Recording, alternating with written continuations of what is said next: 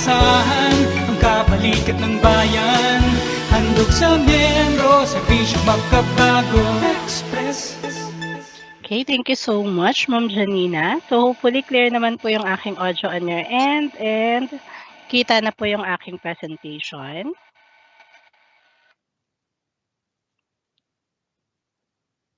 Loud and clear, Miss Chris, as well as yung presentation nakikita na rin po. Thank you. Okay, thank you so much, Ma'am Abby. So mabuting araw po sa lahat, mga kaskwela. Una po sa lahat, nais namin batiin kayo ng Happy Women's Month. Kaya naman napapanahon talaga ang topics natin today.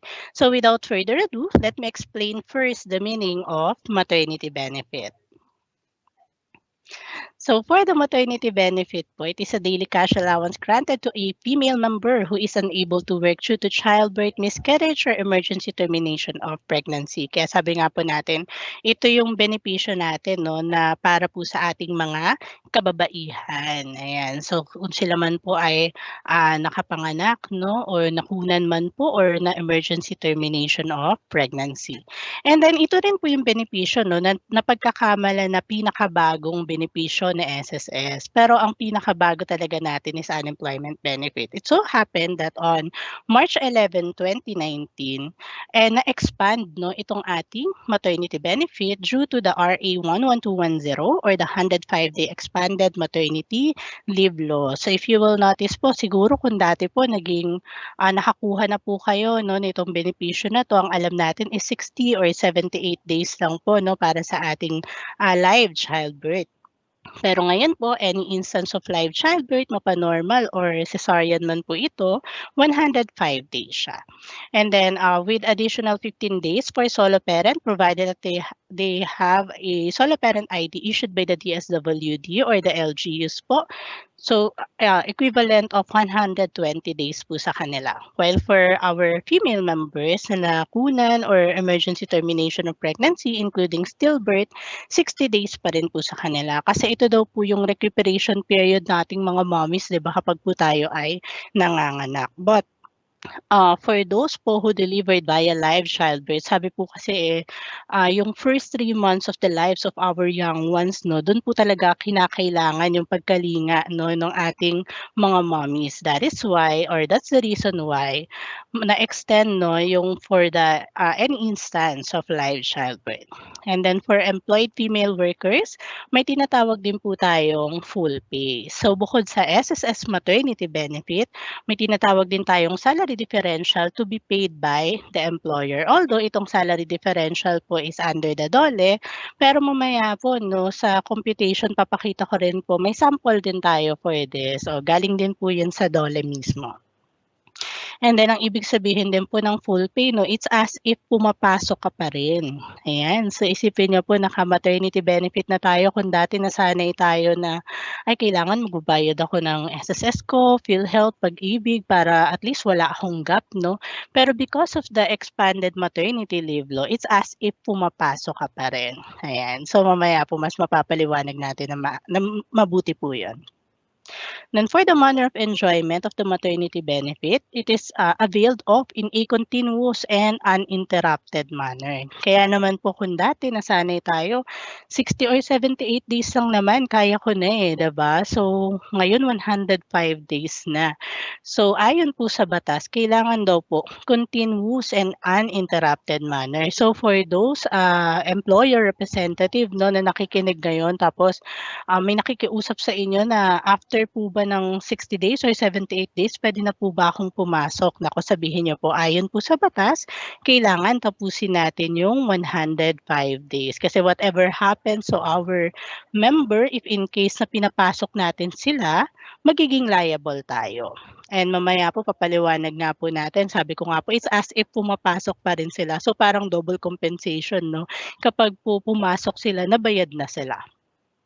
Then it can be credited as a combination of prenatal and postnatal leave. So siguro kung meron tayong mga empleyado, no, meron po tayong mga members na medyo maselan yung pagbubuntis po nila. Sabihin natin mga 7 months pa lang, 8 months pa lang talagang pinapag-bed rest na sila ng doktor nila. So maaari po nilang magamit itong prenatal leave. Pero if in case pinag-bed rest sila 3 months pa lang, 4 months pa lang, hindi pa po siya sakop ha nitong ating EMLL. But if in case na qualified din naman po sila for the sickness benefit, provided lahat ng qualifying conditions under sickness benefit ay na-met din naman po niya, pwede po doon ipasok.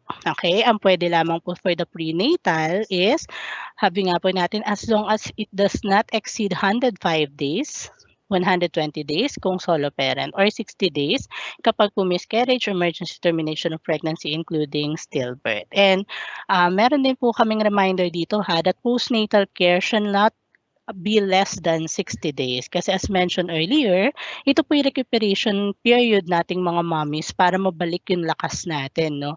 So if in case po gagamitin natin yung prenatal, kung normal or cesarean po yan, 45 lang. Hanggang 45 lang yung po pwede sa prenatal leave. Okay, so once again po, to be clarified for this is about the leave ha.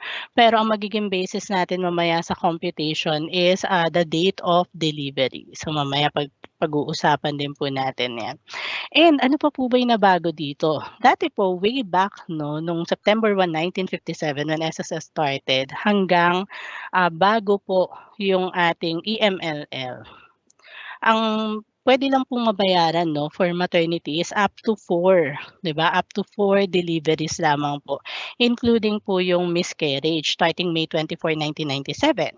But because of the expanded maternity leave law, nakasaad po dito that granted in every instance of pregnancy, miscarriage, or termination of pregnancy, regardless of frequency. So unlimited na daw, hanggat kaya po nating manganak, provided lang pakiusap lang din namin na sana po kaya rin natin silang buhayin, mahalin, 'di ba? Ibigay lahat ng attention po. Okay? The next po is the allocation of maternity leave credits. So the member po has an option if she wanted to allocate 1 to 7 days.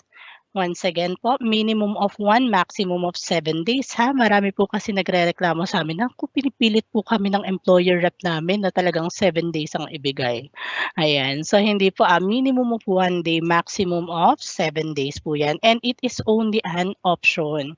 So hindi naman po siya mandatory. So nasa member natin if they want to allocate po kanino. So pwede po sa child's father. Kung mapapansin niyo po, hindi namin nilagay na legal spouse kasi hindi naman po namin hinihinga na marriage contract. So married or not to female member, provided na ina-attest ni member na siya yung ama. Okay?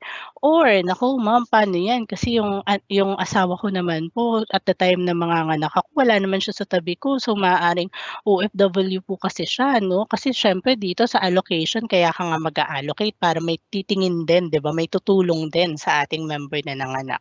So, pwede naman po yung alternate caregivers. So, up to 4th degree of consanguinity or related by blood or the current partner sharing the same household. It doesn't matter po kung LGBTQ+ po yan. Okay?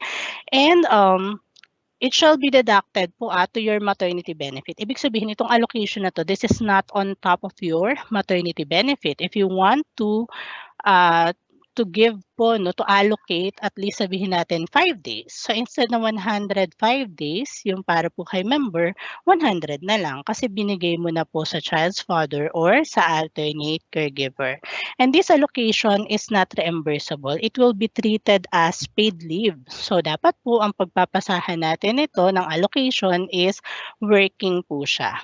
Okay, so hopefully clear po tayo dito. At saka, isa pa pong gusto namin i-clarify dito, different po ito sa paternity leave. Kasi sabi ng iba, ay may paternity leave na pala sa SSS. So paternity leave is under the DOLE and one of the requirements po dun kasi ay dapat kasal.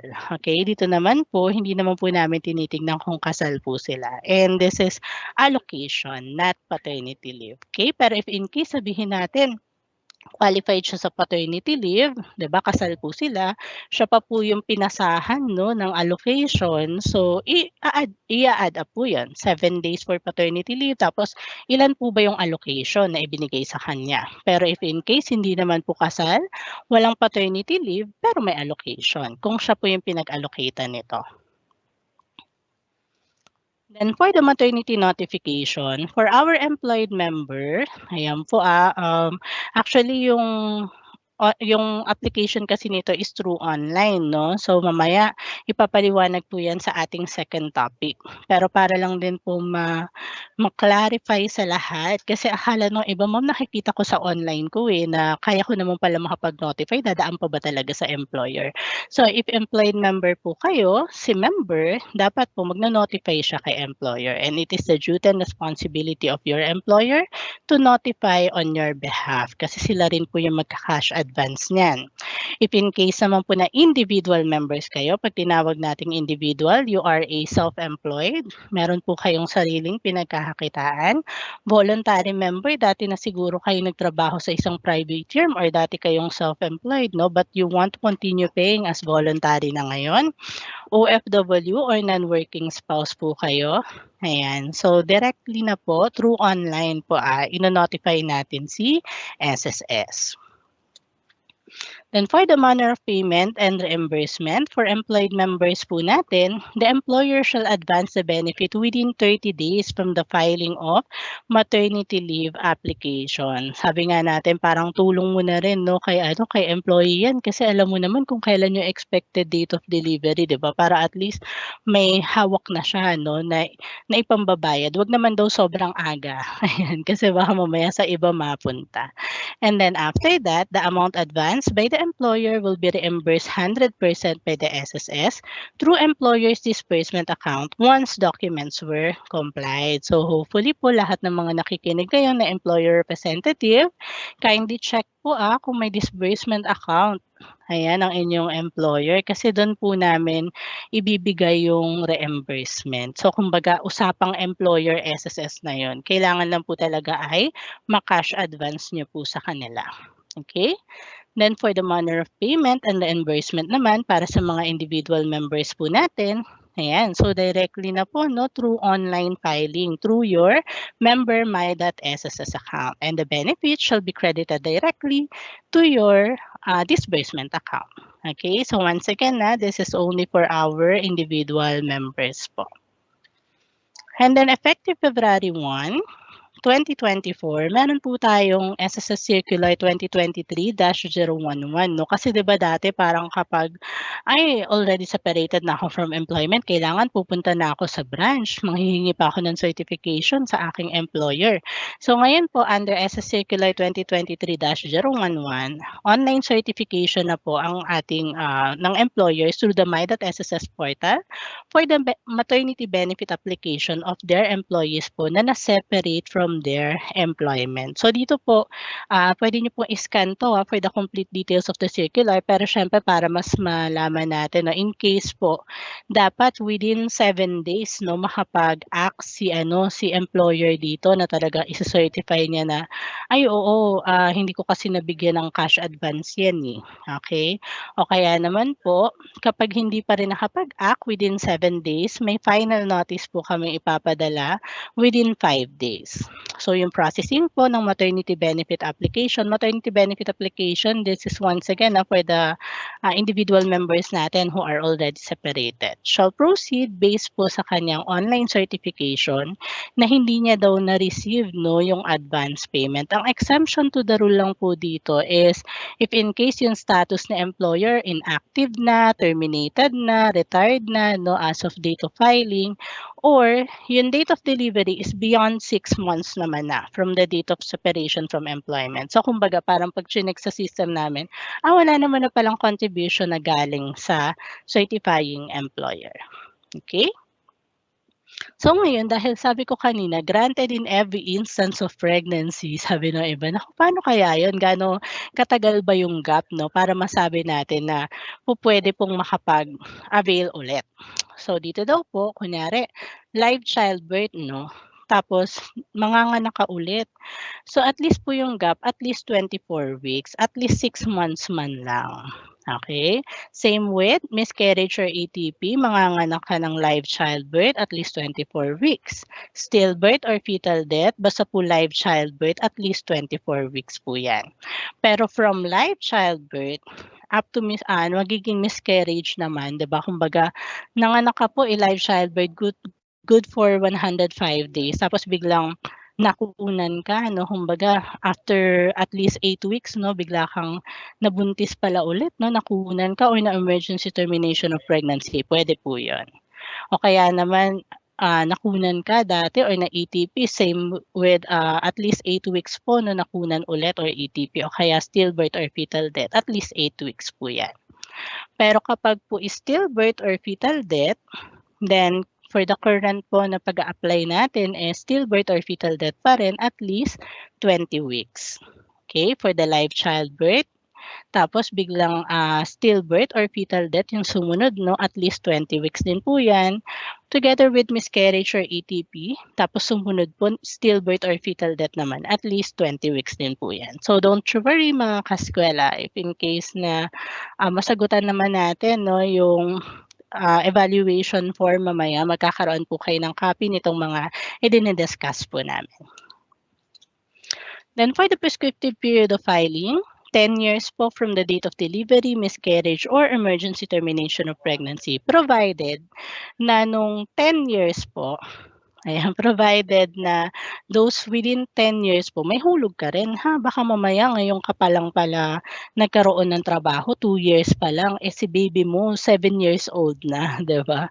So, hindi naman po pwede. Pero kunyari, 7 years old si baby, tapos that time, no, meron ka naman talagang trabaho, no, wala kang pang 7th birthday niya, o, diba? So, pwede nyo pa po yang makuha, provided ha, na hindi po talaga kayo na cash advance dati doon sa inyong, sa inyo pong employer, o kaya naman po that time po individual member kayo, no, ngayon nyo lang nalaman na po pwede pa pala na makuha ninyo ito. But, once again, nag-start lang po ang ating expanded maternity leave law on March 11, 2019. So, ibig sabihin, kung ang nangyari ay March 10, 2019 or prior to that pa nung mga anak ka, tapos ika-5th baby mo na, hindi pa rin po pwede ha. So, yun dati pa rin pong batas yung masusunod doon. So, first 4 deliveries pa rin, and then 60 or 78 days, di ba? Wala pong salary differential. Pero pagdating po ng March 11, 2019 onwards, yun po yung mga pinaliwanag ko kanina. Okay? And reminder lang din po, confirmation or certification of receipt of advance payment by the employee for the maternity benefit reimbursement application filed by her employer shall be submitted through any of the following channels. Kasi ito po yung kagandahan nito, no? For us to know na talagang nag-cash advance si employer sa inyo, mapa-sickness or maternity man po yan, no? Kailangan isi-certify nyo, i-confirm nyo na na-receive ito. So, makaka-receive po kayo sa inyong email. May email notification po yan sent by SSS provided na updated ang inyong email address or through your members my.sss account in the SSS website. So, hopefully, lahat na nakikinig ngayon, member, employee, employer, lahat po sana kayo naka-register na sa ating my.sss account. Then the receipt of the advance payment must be confirmed or certified by the employee within 7 working days from the date of sending of email by SSS. If in case po yung employer fails to cash advance the benefit or si employee fails to confirm or certify na talaga namang na-receive niya pala yung advance payment, mare-reject yung maternity benefit reimbursement application ni employer. So ang mangyayari po dyan is i-resubmit or i-refile po ito ng employer. For the claims naman po na na-submit pero hindi accepted based on SSS evaluation po, may be refiled as new online transaction once the requirements are fully complied. Baka mamaya kasi kulang lang, 'di ba? Sabi nga natin kung normal naman 'yan, kapag po kasama na kapag nandun pa rin naman po siya sa company ninyo, birth certificate lang naman, 'di ba, yung hinahanap. Pero if in case na separated na, Ayan. So, yun po yung medyo marami-raming hahanapin, 'di ba? So, mamaya malalaman po natin yan through online filing sa ating second speaker. Then the filing date of maternity benefit reimbursement application shall be the date of confirmation or certification of the employee. Pero if in case naman, sabi kasi ng mga employer, naku, natatakot talaga kaming mag-cash advance. Kasi paano kapag po biglang umalis yung employee ko o baka biglang nag-awol na o kaya naman biglang namatay sa panganganak, makakapag-claim pa rin po ba kami? Yes, kasi po if in case ganun yung nangyari, pag siya separated, absent without official leave, and deceased member na po, hindi na po kailangan, hindi na required no, yung confirmation or certification of the employee. So mamaya malalaman niyo po sa second topic kung ano na lang po yung mga kailangan. So, sino naman po yung mga exempted from online filing? Kung mapapansin nyo, no, lahat kasi ng mga benefits ng SSS through online na yung pagpa-file po natin. Pero if in case denied claim, reconsidered for payment, over-the-counter pa rin yan, unclaimed benefit of deceased member, and unclaimed reimbursement ng inactive, terminated, or retired employer. So, sila na lang po ang exempted talaga from online filing. For employers naman po, filing maternity reimbursement claims of their former female employees who were not able to submit the required documents. So sabi ko nga po, baka nag-awol na sila, no, na-separate na sa inyo, wala nang any way of communication, hindi nyo na po talaga sila makontak, o kaya naman po baka mamaya si employee po namatay habang siya'y nanganganak. So ito na lang po yung mga kailangan. So for qualifying conditions, so papunta na tayo sa computation. Hopefully may mga calculators po kayo, no, para at least malaman natin kung paano po kino-compute to, lalo na for those employer representative na nakikinig, dapat po alam nyo kung paano mag-compute kasi kayo po yung magka-cash advance ito. And for the members naman, individual members po na nakikinig ngayon, at least alam natin no, kung paano po ba kino-compute yung inyong benefit.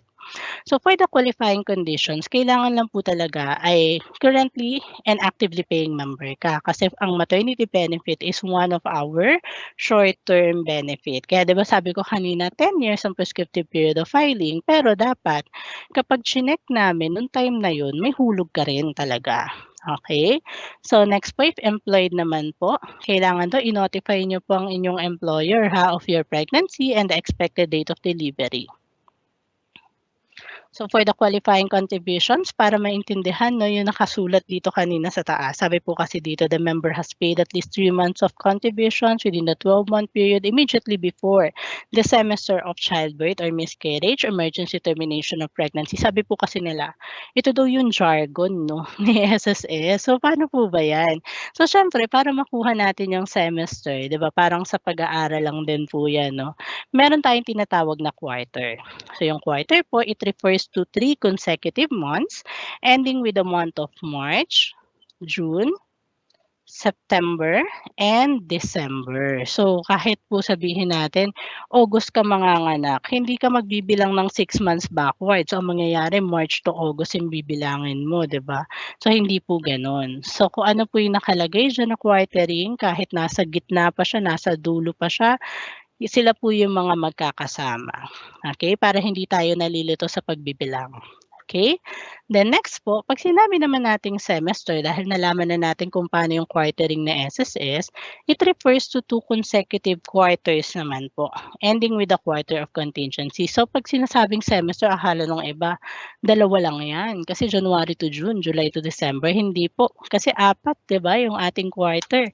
So that would be January to June, April to September kasi ang second quarter natin starts on April, diba po? The next is July to December and October to March 2024.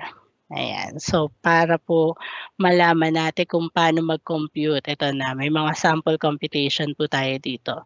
So, first, identify daw po muna natin at exclude yung semester of maternity po. Sorry.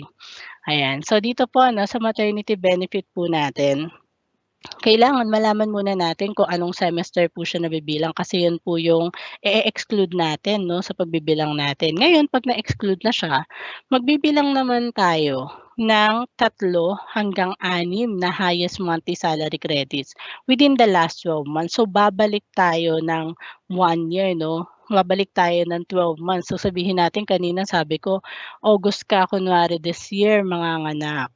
O di kapag po August, under, 3rd quarter po siya 'no. So ang titingnan natin diyan is tatanggalin natin yung April to September this year.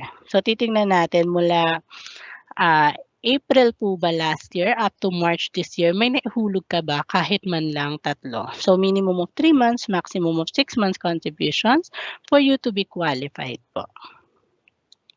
Then next, 'pag nakuha na po natin 'yun, divide natin siya sa 180. So, kahit 3 lang, 4, 5, or 6 'yun, nakuha po natin na highest monthly salary credits niya, ang divisor natin would always be 180 kasi ang titingnan natin diyan is the average daily salary credit.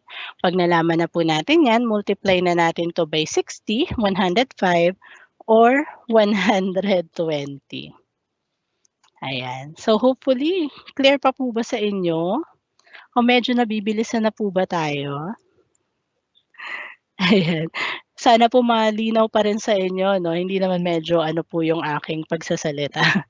Okay. So for sample computation po natin, normal or cesarean man po 'yan, delivery date niya March 1, 2022. So 'pag normal or cesarean, 105 days po 'yan, 'di ba?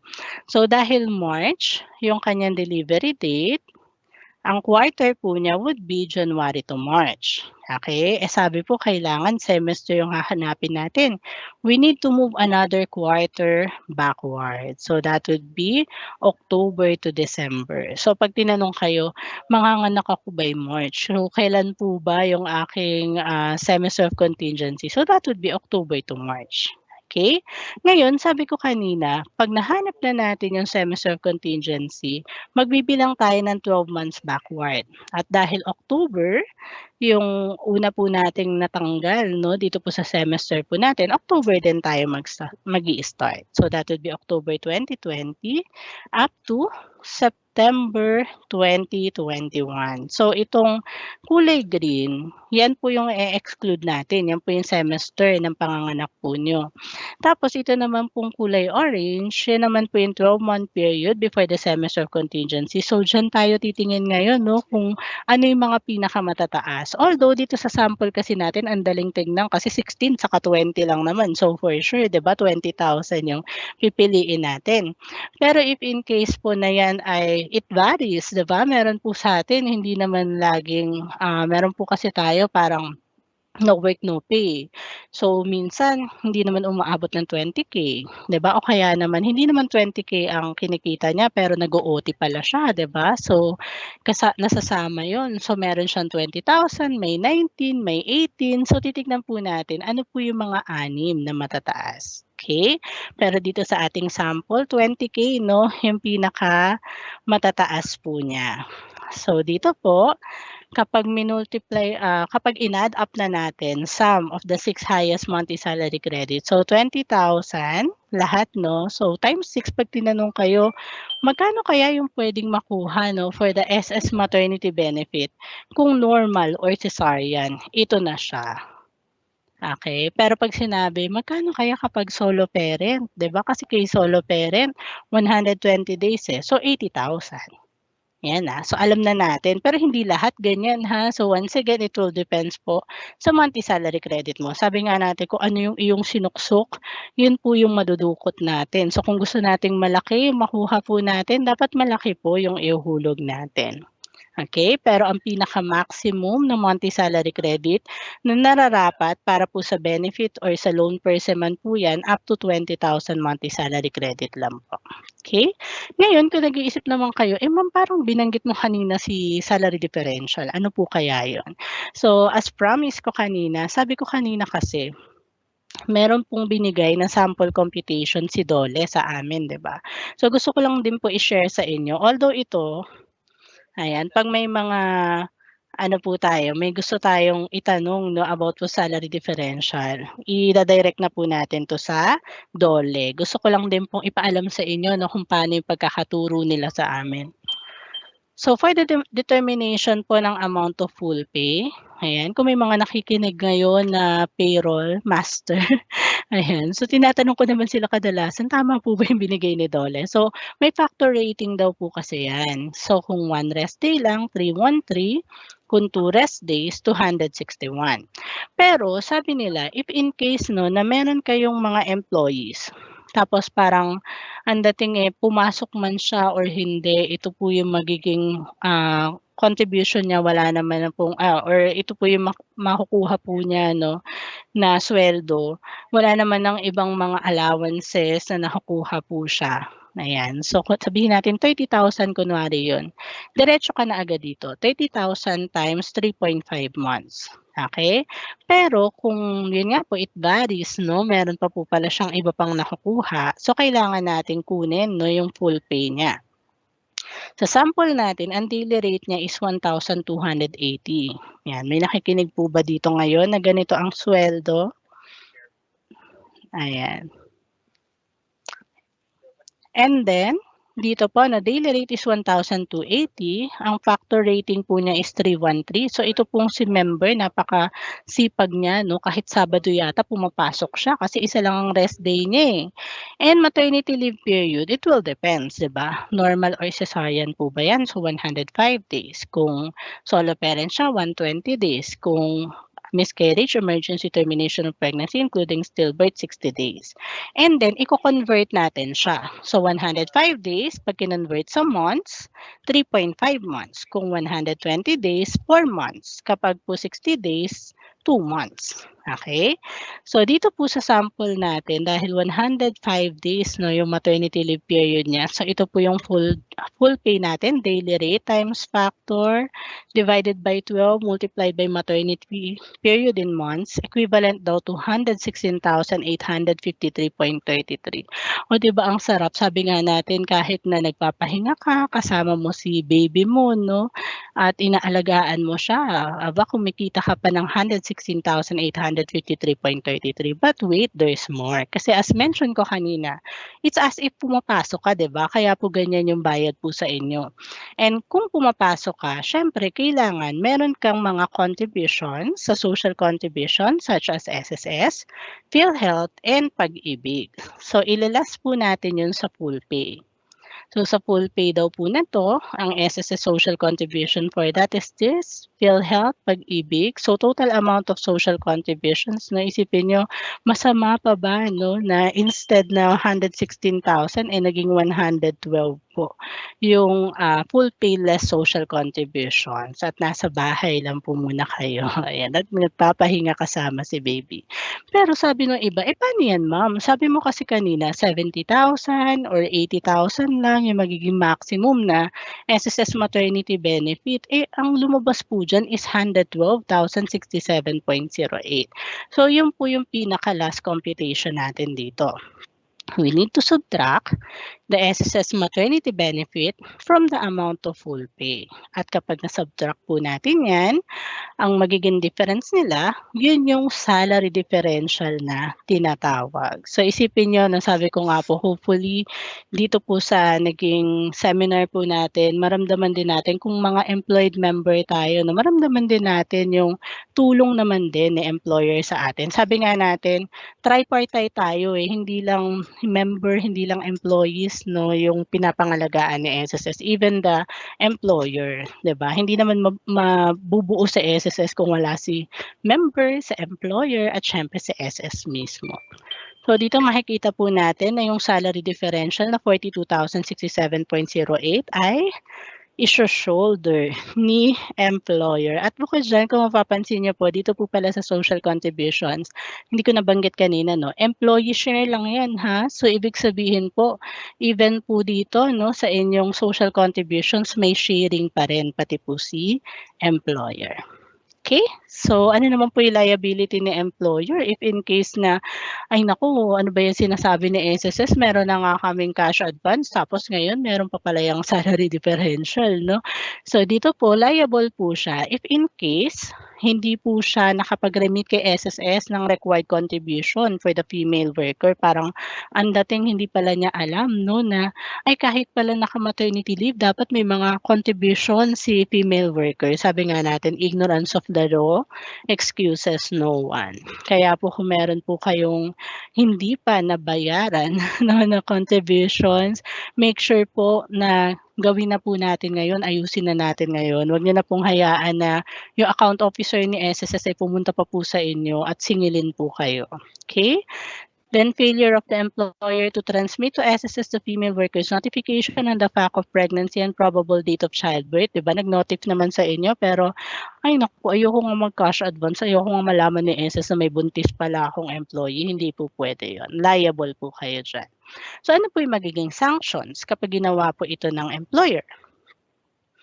So first, fine of not less than 20,000 nor more than 200,000.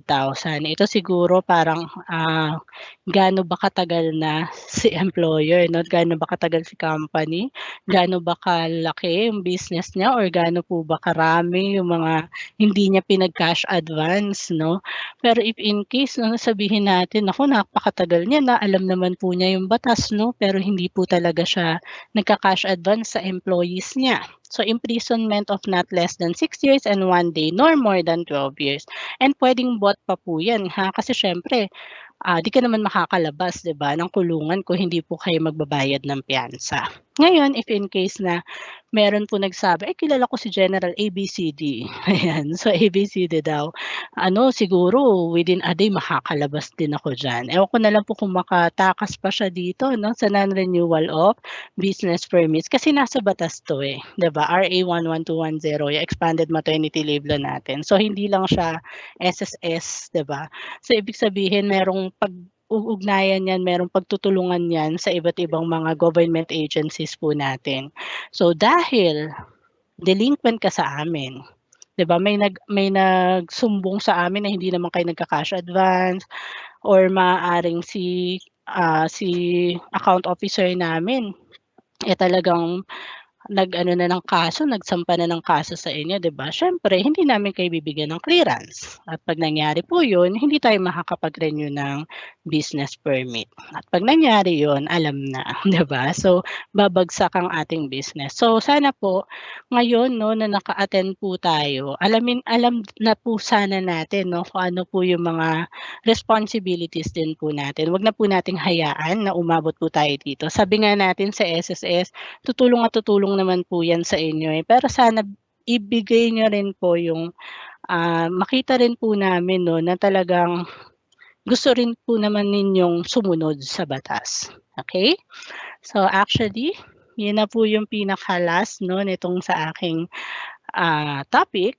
So ito na lang po yung aking mga advisories po sa inyo kasi baka mamaya meron sa inyo nagme-message pa or nag-email pa sa member_relations at sss.gov.ph, sa PRN helpline o kaya sa online service assistance. Naku, wala na po yun na. So ito na po yung ating official email address. Usap tayo at sss.gov.ph.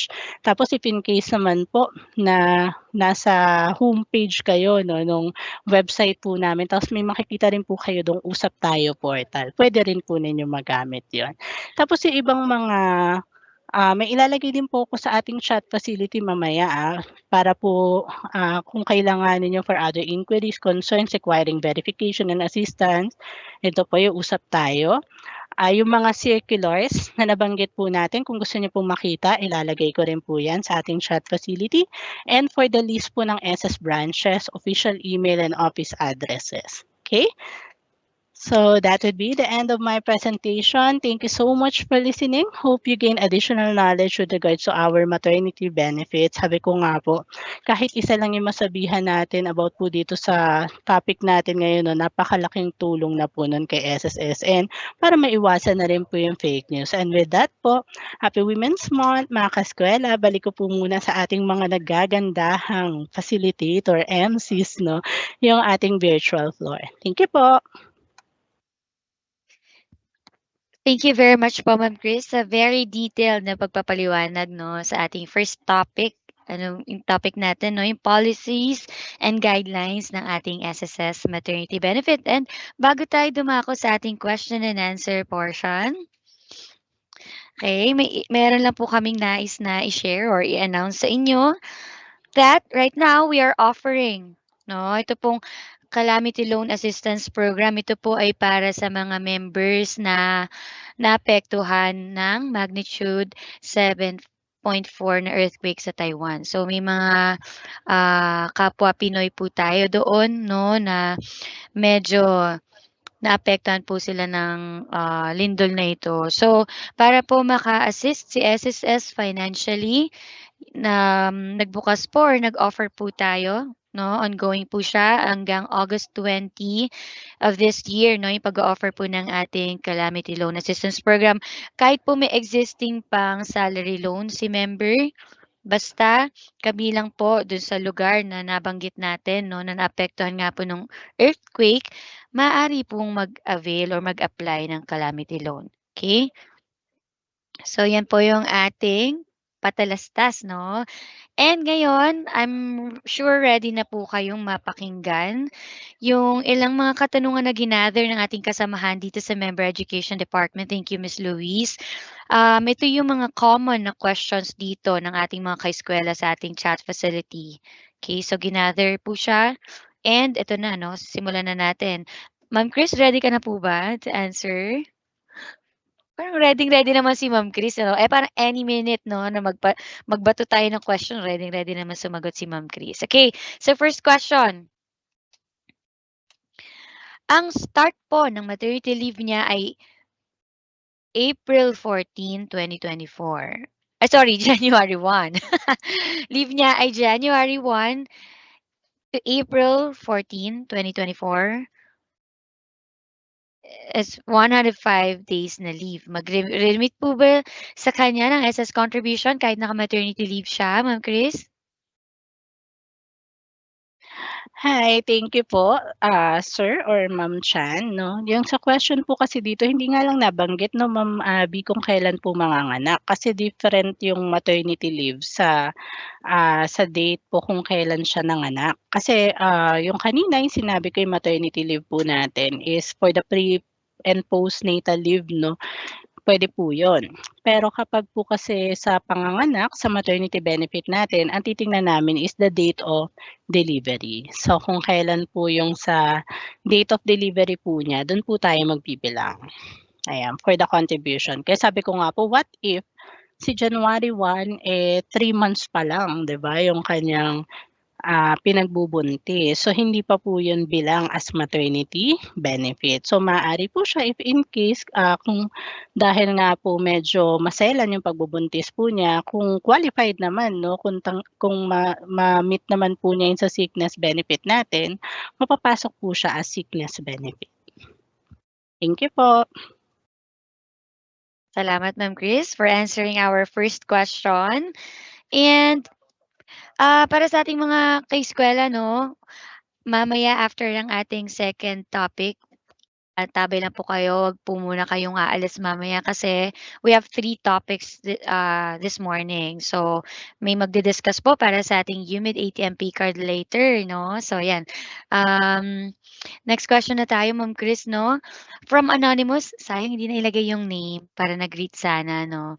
Ang question niya dito, do we need to provide Senomar for current partner to avail this leave credit?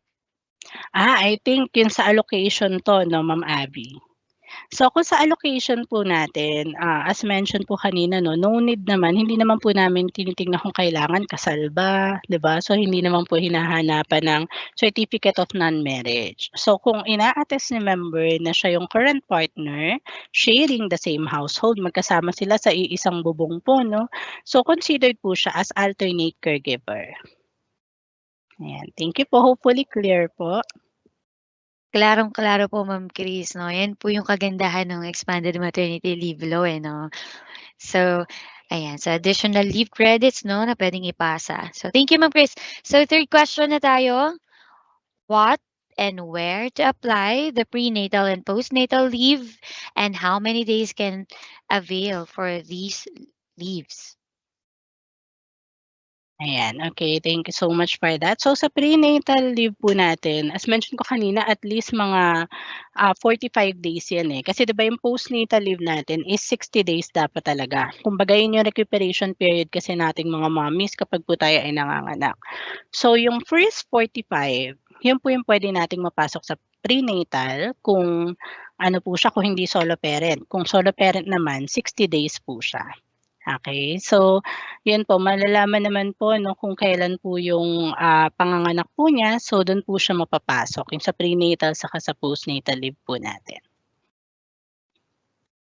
Ayan, salamat po Ma'am Chris. So, I guess, fourth question na 'no? Okay, so fourth question from anonymous. Considering the father of my child is working in government employee po like teacher, nagtatrabaho as public teacher. So there's no exclusion po with regard to allocation of maternity leave credits. Please enlighten me po. So enlighten her, Ma'am Chris. Sure ka Ma'am Abby, joke lang. Ayan, naku anonymous na naman, sana po nilagay natin 'no yung pangalan para at least po, eh, nasho-shoutout po namin kayo. So, dito po 'no yung sa government employee provided po kasi na working yung ano natin, yung pagpapasahan po natin kasi it will be treated as paid leave. 'Di ba meron naman pong tinatawag na sabi nga natin paternity leave kung kasal po sila, pero if in case naman po hindi kasal, provided na siya yung child's father naman po at siya yung nilagay mo as allocatee at nilagay mo kung ilang days po yun.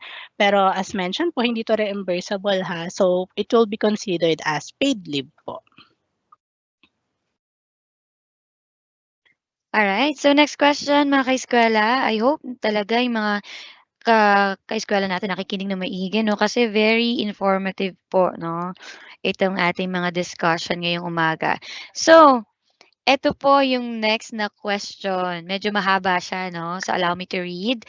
So from anonymous, we have an employee that her diagnosis po is to consider early pregnancy failure and ectopic gestation. RO, what is okay, May 21. The doctor gave her 7 days rest. Then we have received MedCert with Fit to Work dated May 28 na po on June 3. And ang what is okay, and ang what is doctor's prescription. So po is early pregnancy failure. Would like to confirm if cover po siya ng maternity leave maternity benefit and if she can leave po ng 60 days. Ayan, thank you so much for that. So if I'm not mistaken, parang ectopic pregnancy ang dating po niya 'no, ma'am or sir, anonymous. So kung ectopic pregnancy po siya, yes, 60 days po ang puwede po sa kanya. Okay, provided po, na talagang mapapatunayan na ectopic pregnancy kasi kapag po, wala pang 2 months, minsan 'yan po yung tinitingnan din po ng mga doktor po namin ha, kung baka mamaya sa sickness po siya. Pero kung ectopic pregnancy po 'to, yes, 60 days po maternity leave, maternity benefit. Okay, I hope nabigyang linaw 'no, sino man po yung nagpadala ng concern or question na ito 'no. I hope na naka-join pa rin 'no, nakikinig at napakinggan niya mabuti yung paliwanag ni Miss Chris. Kasi nandito na po tayo sa ating sixth question. Regarding maternity allocation, puwede po ba itong staggered or not consecutive days gamitin? And within 105 days din po ba siya puwedeng gamitin? Thank you. Ay, very good question, anonymous. Actually kasi parang ang term natin sa allocation is tutulungan mo na mag-recuperate itong ating, ating member 'no na nanganak. Kaya po diyaan dapat po consecutive days po talaga siya. Kasi baka mamaya natapos na yung 105 days tapos saka mo lang siya gagamitin. So yun po, kumbaga parang tulong mo habang siya ay, ninu-nurse niya 'no yung kanyang baby, at least ikaw man lang makatulong ka sa kanya sa pag-aalaga din sa member po natin. Yan, thank you po. And now, Ma'am Chris, nasa last question na po tayo, no? Yung sabi po ni ano, sayang hindi talaga naglalagay ng medyo shy type, no? Yung mga kaeskwela natin, nahiya maglagay ng name. So from Anonymous, what if my employer didn't pay my salary differential? Is it possible to claim that after 1 year since my employer didn't advance my maternity benefit? Naku, sa mga employer representative po na nakikinig, mukhang dalawa ang hindi niya nagawa dito. So, hindi na siya nag-cash advance ang maternity benefit, hindi pa siya nagbayad 'no, ng salary differential. So, since ito po ay nasa batas under RA 11210, dapat po talaga itong makuha, ayan. And provided na ito naman pong si member ay qualified 'no, eligible para po sa maternity benefit, dapat po ito po ay kina-cash advance, okay. So, dapat po kahit na after a year pa 'yan, 'di ba, sabi nga po natin 10 years naman ang prescriptive period of filing po natin. Kasi maaaring kapag 'yan, sabihin natin si Anonymous bigla po yang nagsumbong 'no, sa ating SSS servicing branch, sa account officer, talaga po iikutan niya ng aming account officer, and nakita niyo naman kanina 'no, kung ano yung liabilities ng employer or their representatives and even yung sanctions po. So, maaaring mangyari po sa kanila 'yun kapag hindi po sila sumunod sa batas. Okay, thank you so much po mga kaskwela. Alright. So, Miss Chris, maraming salamat po for answering the questions of our mga kaeskwela. So, I hope nabigyang linaw, nabigyang klaro, no? Baka kasing ilan sa mga kaeskwela natin na naka-join, medyo nasa-shy lang magpadala ng katanungan, pero pareho din pala yung naisip nilang question na gusto sanang i-raise. So, napaka-interesting ng mga katanungan din no, na pinadala ng ating mga kaeskwela. And alam niyo po, itong ating Eskwela Webinar Episode 5 ay talagang specially po talagang nilaan natin para sa ating mga mothers, no? Ito po ay pahabol, no, na celebration para sa ating para sa Mother's Day, no? Ito po ay pahabol natin para sa Mother's Day celebration. So I hope na appreciate po ng ating mga kaeskwela, lalo na po yung mga mommies, no? Mga mothers natin dyan. Maasahan ang kabalikat ng bayan, handog sa miyembro, serbisyong magkabago. Express